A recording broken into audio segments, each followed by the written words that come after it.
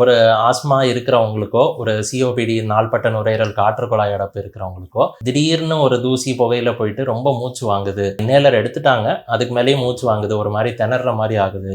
சட்டுன்னு ஒரு ஹாஸ்பிட்டலுக்கோ, ஒரு இடத்துக்கோ முடியல. அப்போதைக்கு இம்மீடியட்டா பண்ணக்கூடிய ஒரு சில ஸ்டெப்ஸ் சொல்றேன். என்ன அப்டின்னா, இது வந்து ஒரு சிம்பிள் விஷயம் தான்.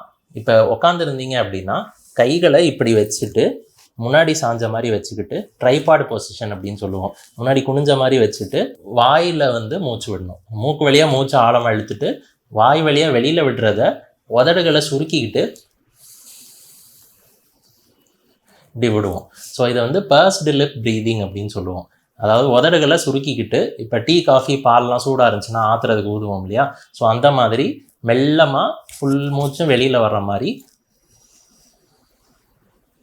இப்படி பொறுமையாக ஃபுல்லாக வெளியில் வர மாதிரி விடணும்.